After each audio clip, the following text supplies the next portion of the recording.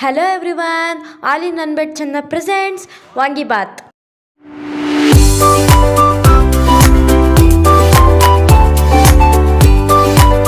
ಈ ವಾಂಗಿಬಾತ್ ಅಂತೂ ತುಂಬ ಟೇಸ್ಟಿಯಾಗಿರುತ್ತೆ. ನೀವು ಕೂಡ ಮನೇಲಿ ಒಂದ್ಸಲಿ ಟ್ರೈ ಮಾಡಿ, ತುಂಬ ಚೆನ್ನಾಗಿ ಬರುತ್ತೆ.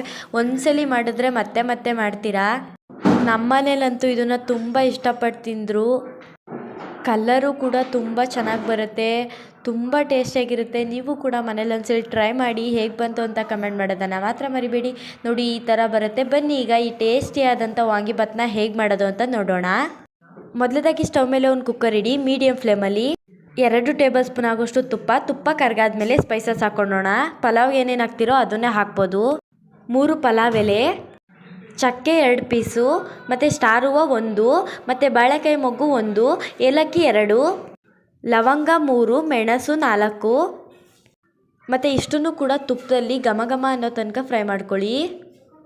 ಇದೆಲ್ಲ ಒಂದು ಸ್ವಲ್ಪ ಫ್ರೈ ಆಗ್ತಿದ್ದಾಗೆ 2 ಬಾಡಿಗೆ ಮೆಣಸಿನ್ಕಾಯಿನ ಹಾಕ್ಕೊಳ್ಳಿ. 2 ಮೀಡಿಯಮ್ ಸೈಜ್ ಈರುಳ್ಳಿನ ಈ ಥರ ಸ್ಲೈಸಾಗಿ ಕಟ್ ಮಾಡಿಬಿಟ್ಟು ಹಾಕ್ಕೊಳ್ಳಿ. ಮತ್ತು ಖಾರಕ್ಕೆ ತಕ್ಕಷ್ಟು ಮೆಣಸಿನ್ಕಾಯಿ, ನಾವಿಲ್ಲಿ 5ನ ಈ ಥರ ಮಧ್ಯ ಸೀಳ್ಬಿಟ್ಟು ಹಾಕ್ಕೊಂಡಿದ್ದೀವಿ.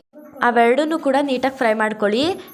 ಅರ್ಧ ಟೇಬಲ್ ಸ್ಪೂನ್ ಆಗೋಷ್ಟು ಶುಂಠಿ ಬೆಳ್ಳುಳ್ಳಿ ಪೇಸ್ಟ್ನ ಹಾಕ್ಕೊಂಡು ಕೂಡ ತಿರುಗಿಕೊಳ್ಳಿ. ಇಲ್ಲಿ ವಿಡಿಯೋ ರೆಕಾರ್ಡ್ ಆಗಿಲ್ಲ.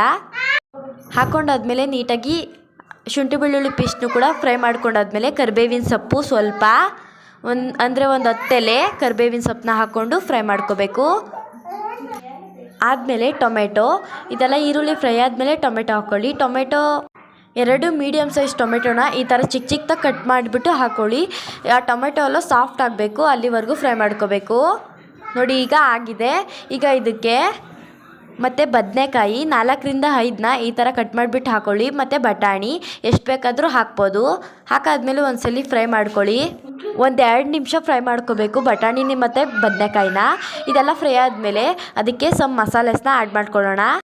1 ಟೇಬಲ್ ಸ್ಪೂನ್ ಆಗೋಷ್ಟು ಅಚ್ಚ ಖಾರದ ಪುಡಿ ಮತ್ತು ಸ್ವಲ್ಪ ಅರಿಶಿನ ಹಾಕ್ಕೊಂಡು, ಮತ್ತು ಅದಕ್ಕೆ vangibath powder, MTR vangibath powder 3 tablespoon ಆಗೋಷ್ಟು ತೊಗೊಂಡಿದ್ದೀವಿ ನಾವಿಲ್ಲಿ.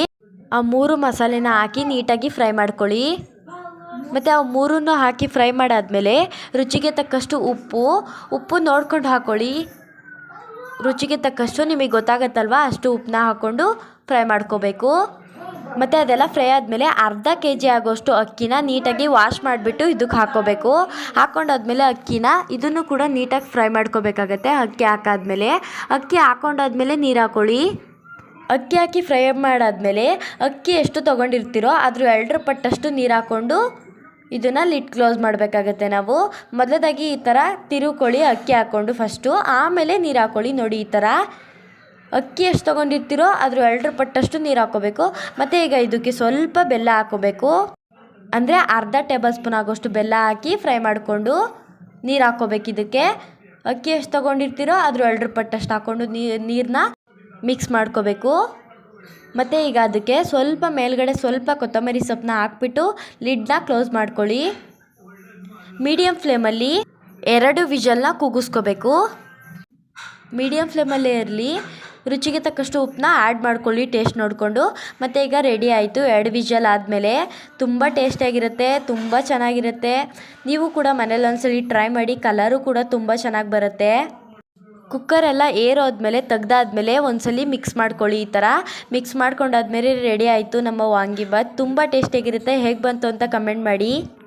ಯಾರ್ಯಾರು ನಮ್ಮ ಚಾನಲ್ನ ಸಬ್ಸ್ಕ್ರೈಬ್ ಮಾಡ್ಕೊಂಡಿಲ್ಲ ಈಗಲೇ ಸಬ್ಸ್ಕ್ರೈಬ್ ಮಾಡ್ಕೊಳ್ಳಿ, ಲೈಕ್ ಮಾಡಿ, ಶೇರ್ ಮಾಡಿ, ಕಮೆಂಟ್ ಮಾಡಿ ಅಂತ ಹೇಳ್ತಾ ಮತ್ತೊಂದು ವಿಡಿಯೋದಲ್ಲಿ ಸಿಗೋಣ. ಅಲ್ಲಿವರೆಗೂ ಬಾಯ್ ಬಾಯ್.